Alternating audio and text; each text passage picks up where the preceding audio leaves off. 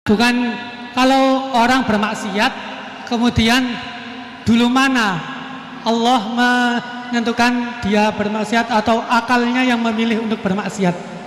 Itu pertanyaan yang pertama. Bismillahirrahmanirrahim. Assalamualaikum warahmatullahi wabarakatuh.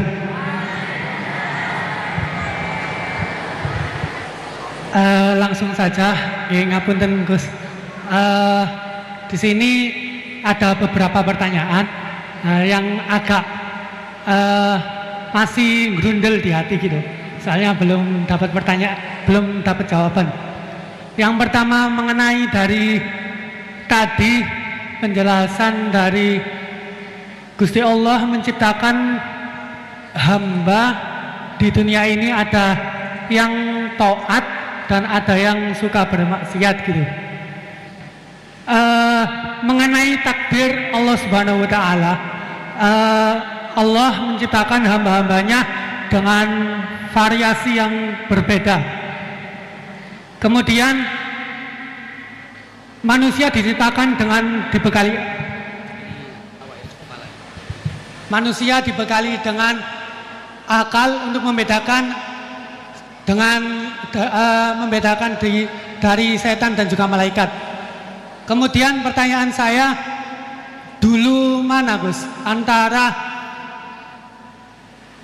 takdir yang ditentukan oleh Allah atau pilihan akal kita gitu. Begitu intinya. Soalnya kan bukan kalau orang bermaksiat kemudian dulu mana Allah menentukan dia bermaksiat atau akalnya yang memilih untuk bermaksiat. Itu pertanyaan yang pertama. Untuk pertanyaan yang kedua, ngapunten. Untuk pertanyaan yang kedua, intinya kan tadi istihad daripada ulama itu menentukan hukum yang berbeda-beda. Terus kemudian kita sebagai yang hanya tabik saja mengikut, itu bolehkah? Kan dari kata guru saya, kalau hukum fikih itu yang ringan-ringan disebarkan nggak apa-apa. Tapi yang berat-berat dipakai sendiri gitu. Tapi biasanya kan kita kebalikan. Yang ringan-ringan soalnya kita tahu ilmunya, kita yang pakai. Terus kalau ada orang yang tanya, biasanya kita yang kasih jawaban yang berat-berat daripada hukum fikih. Jadi yang saya tanyakan, kalau berpindah hukum dari awalnya ikut imam ini terus kemudian ikut imam ini, itu bagaimana batasan-batasannya gitu. Syukron. Baik, terima kasih. Ini pertanyaan yang ringkas disampaikan cukup panjang. Ini langsung dipun jawab nopon. Oke, monggo Yai. Ini tadi hoax itu, saya waktunya tinggal 10 menit, enak saja. Nggak, saya nanti langsung itu, mungkin langsung ke Jogja, kan jadwalnya itu saya memang ke Jogja. Baru ini saya ke Jogja naik pesawat, gara-gara hormat ke Mas Bukin. Sepanjang hidup saya nggak pernah ke Jogja naik pesawat, baru ini nanti rencananya naik. Karena tak hitung kalau pakai kereta atau bis nggak menangi ngaji di Jogja. Saya jadwalnya ngaji di Jogja nanti jam 4:30. Begini, itu pertanyaannya betul tadi, itu ngawur betul itu. Karena begini ya, masalah qadha qadar itu kan sudah dibicarakan semua ulama di kitab-kitab. Satu, kita mengikuti ahlul hakikah, idza dzikiral qadar fa'amsiku. Kalau qadha qadar sudah dibicarakan fa'amsiku, kamu harus diam di situ.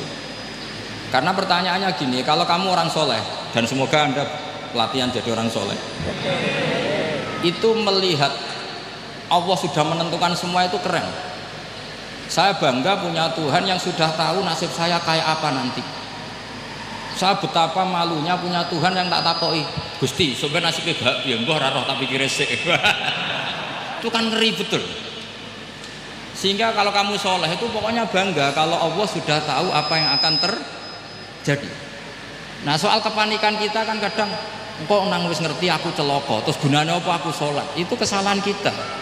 Kita kecewa kalau sekarang soleh, kemudian akhirnya tidak soleh dan akhirnya kita masuk neraka. Kekecewaan ini namanya khadun nafsi. Kita hanya mikir diri Sebetulnya kalau kita abdan lillah, benar-benar hamba Allah, tetap bangga karena punya Tuhan yang tahu apa yang akan terjadi. Makanya yang dibutuhkan kesalian untuk ngakoni kodok kodar, dibutuhkan kesalian. Kalau enggak kriminal betul. Maka Sayyid Hasan bin Ali, saya hafalkan makalahnya itu. Di antara aturan iman harus iman sama kodok kodar. Untuk menunjukkan innahu la yuqsa kurhan wala yuhlabu kurhan, kata beliau. Supaya kita tahu bahwa Allah itu tidak dimaksiati secara terpaksa. Kamu bisa enggak bayangkan Allah meluh gini, sakjane aku ora seneng maksiat tapi saya bisa berbuat apa? Artinya apa? Kalau maksiat dan keburukan tidak khairihi wa syarrihi minallah, itu Allah kan kurhan. Faham yang saya maksud? Artinya apa? Kita harus berkeyakinan khairihi wa syarrihi minallah. Tapi kita butuh syariat. Lalu setiap orang nakal berkelit kersane Allah juga masalah. Maka diteruskan makalah beliau. Waman hammala dzambahu rabbahu faqad fajar. Dan siapa yang menimpakan dosanya atas nama Tuhannya, maka faqad fajar. Dia latut betul. Wong sing zina kuwe Allah kan gak melok zina, sing maling kuwe ora melok maling. Sing beto bak-bak kuwe ora tau beto. Terus kowe muni kabeh krana Allah, itu kriminal betul. Jadi makanya orang soleh itu harus hafalannya banyak supaya niru-niru orang soleh itu. Ini kan enggak ingin soleh tapi pakai akalnya sendiri. Itu bahaya dalam agama, karena agama itu harus ada riwayat. Makanya beliau menyebut 2 kali. Siapa yang tidak meyakini khairihi wa syarrihi minallah, maka dia faqad kafar. Karena seakan-akan di dunia ini waqa'a fi mulkihi ma la yuriduhu. Kalau kamu bilang syar tidak minallah, berarti waqa'a fi mulkihi ma la yuriduhu, di kerajaannya terjadi sesuatu di luar kehendaknya. Tapi waman hammala dzambahu rabbahu faqad fajar. Orang yang menimpakan dosanya ditimpakan karena Allah, maka faqad fajar. Dia latut betul. Allah tidak ikut maling, tidak ikut zina, tidak ikut korupsi kok. Oh, ini kehendakmu ya. Nah, kalau kamu bisa paham itu, ya sudah jadi orang soleh saja. Kalau enggak, ya pilih wa amsiku tadi apa? Sudah, tidak usah dibahas.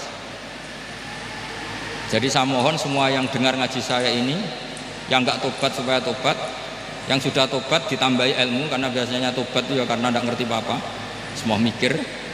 Itu makalnya Sayyid Hasan bin Ali, cucunya Rasulullah SAW, dan itu diamini oleh semua ulama. Saya pernah ditanya seorang rektor, enggak terima dosen, enggak terima mahasiswa, rektor. Tanya, Gus, yang benar itu Jabariyah apa Qadariyah? Jawaban saya lucu. Sementing soleh dulu. Kalau setelah soleh kamu enggak apa-apa, Jabariyah atau Qadariyah. Karena setelah kita soleh, perasaan kita gini, qaddaronillah ala sholat, saya bisa berbuat apa di depan kehendak Allah. Sehingga perasaannya orang soleh ketika mengatakan al-abdu majbur adalah mengatakan la haula wala quwata, asal soleh loh ya, asal soleh. Tapi kalau orang itu tidak soleh, dijawab apa saja ya berengkel loh. Umpamanya natine ra tau tenang ma Allah. Qadariyah juga sama, ini penting. Misalnya ada orang soleh Qadariyah, mesti cara berpikir, oh pangeran adil ya, sing sholat diganjar swarga, sing zina diganjar neraka, sing ora nyolong diganjar swarga, sing nyolong diganjar neraka, kan adil. Mosok sing nyolong dilebokno swarga, sing sholat dilebokno neraka, kan jadi lucu. Artinya ketika dia Qadariyah juga ingin membaca hikmahnya Allah bikin aturan. Asal soleh, sama lagi asal. Jadi orang itu setelah soleh itu bisa improvisasi sendiri. Makanya ini pentingnya ayat innalladzina amanu wa amilus sholihat yahdihim rabbuhum biimanihim. Orang setelah iman nanti akan ditunjukkan oleh imannya untuk mengelola was-wasnya setan. Misalnya saya itu termasuk kiai yang terkenal kalau diundang susah. Karena saya fanatik fikih, saya punya ibu, saya punya pondok, itu artinya punya kewajiban. Yang bisa mengalahkan kewajiban adalah kewajiban sing akbar, yang lebih besar. Nah ini mau diundang mahasiswa ini kan jelas tidak akbar. Nanti maksudnya tarkul wajib di ajli sunnah, wah kriminal saya. Meleburi bapak meninggalkan wajib demi sunnah. Ya jelas ya, jadi kita harus terlatih dengan bahasanya orang-orang soleh. Kalau tidak masalah besar, masalah kodok kodar zaman sahabat itu sudah terjadi perdebatan. Terus ada yang cerita, ada riwayat idza dzukira ashabi fa amsiku wa idza dzukira al-qadar fa amsiku. Kedua masalah istihad fikih itu nggak apa-apa, memang dari awal furu'iyah kan, dari awal furu'iyah. Kalau nuruti istihad gini, kalau ada mahasiswa tanya sebaiknya dijawab apa enggak? Mungkin sebagian narasumber sebaiknya dijawab biar marem. Terus sebagian narasumber sebaiknya nggak usah dijawab. Wong mahasiswa ben pinter kok apa-apa takok, gak mandiri. Itu namanya istihad. Jadi kalau furu'iyah itu mungkin sekali. Ya ini saya masih punya waktu 2 menit, masih satu pertanyaan itu hoax tadi yang 50 menit enak.